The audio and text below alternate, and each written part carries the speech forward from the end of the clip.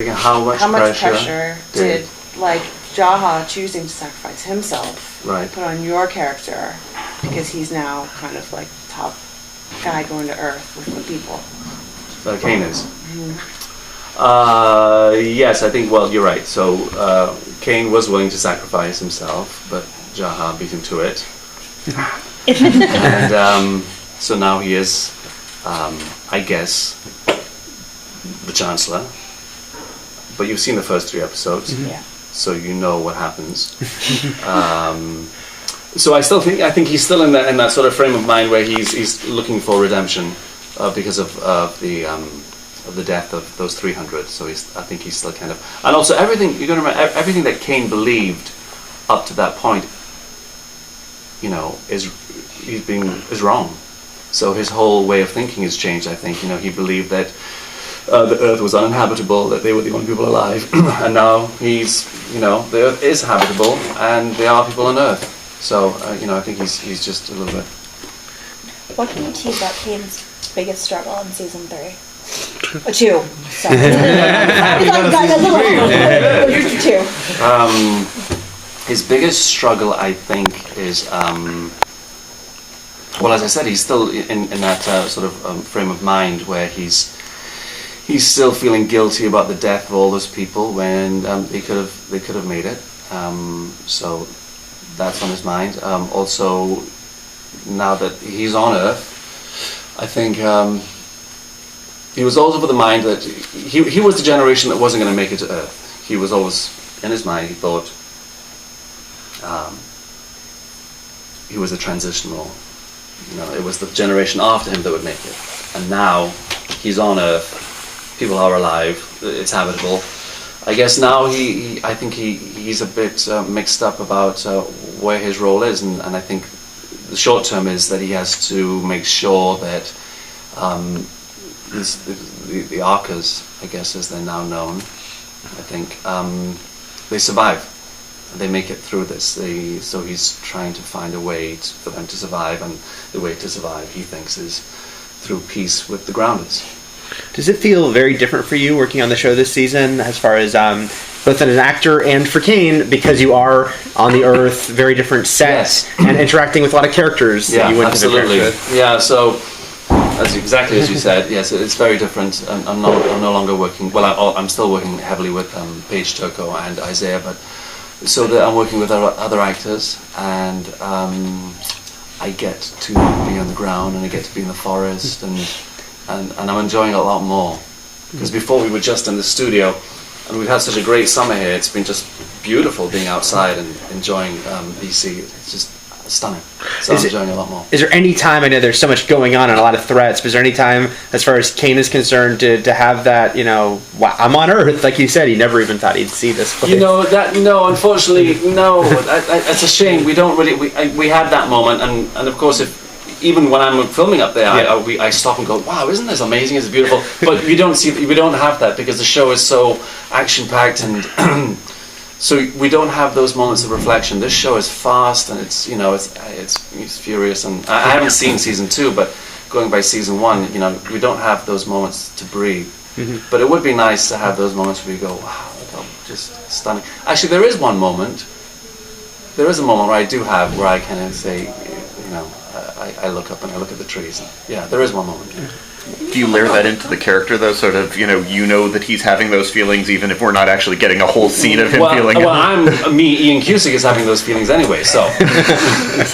So you use him as read in. Alright, can you talk about the Abby and Kane relationship in season 2 and how sort of the power dynamics are shifting?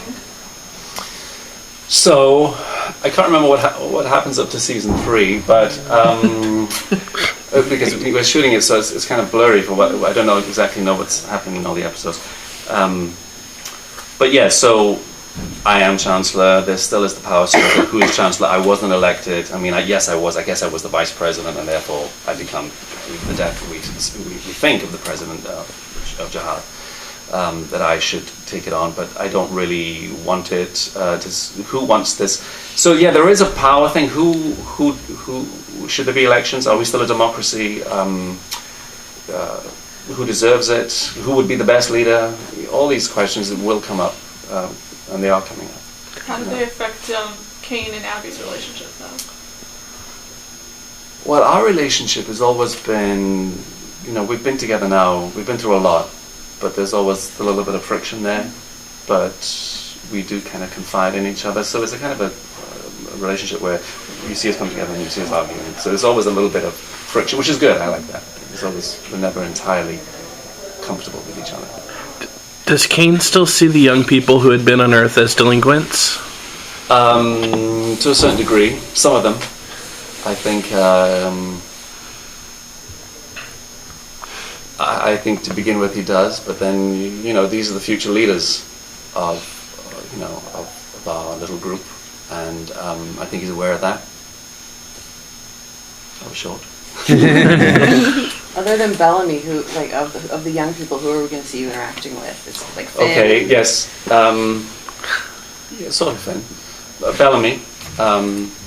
Who was? I've worked with pretty much everyone. I think up to now.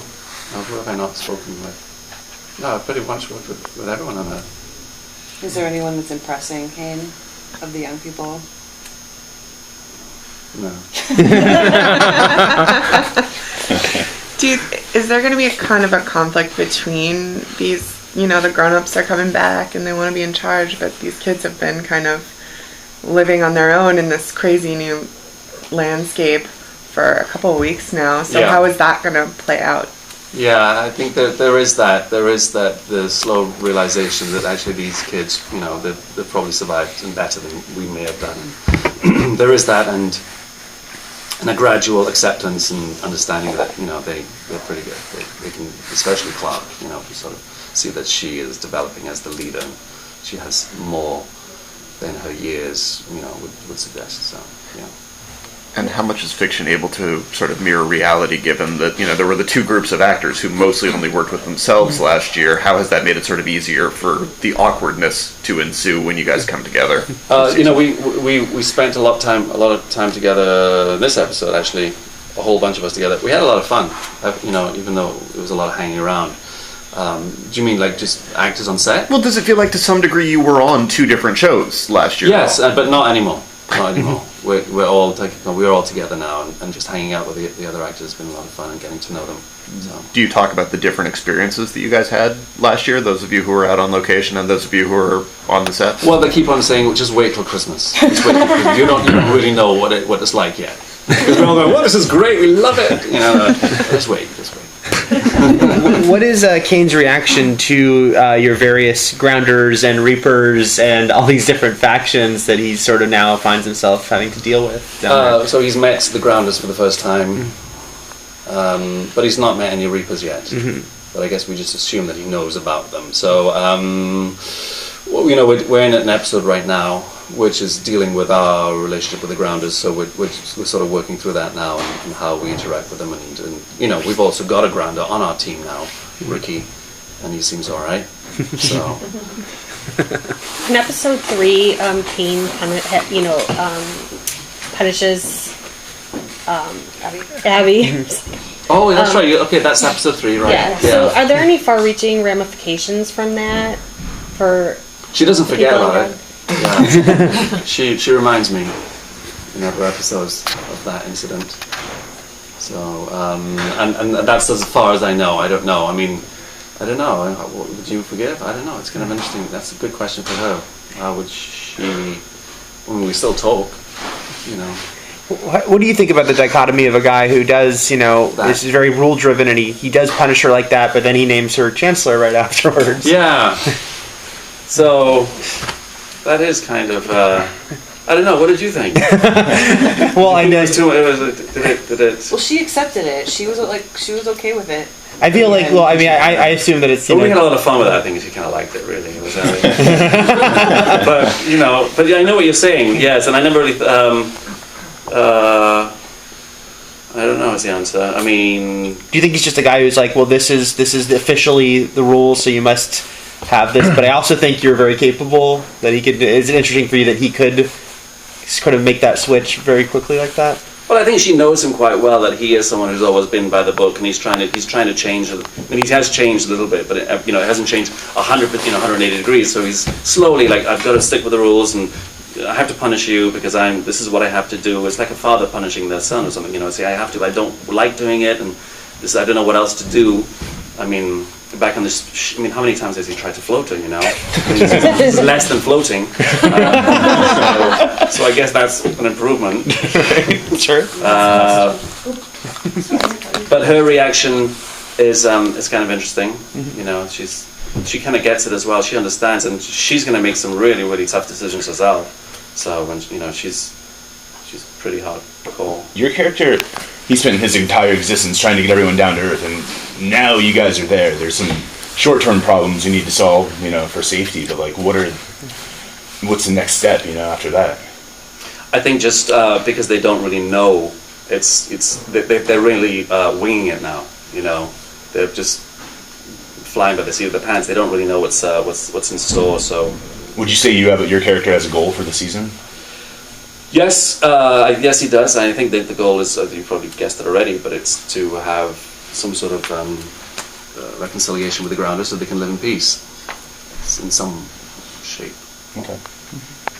Can we expect you to interact with the mountain people? People under the mountain? I don't know yet. Maybe. I can't really say. I don't know because I haven't. You would think, right? I don't know. Sorry. They've got nice bunks. They got the sets this season have been great. Awesome shirts too.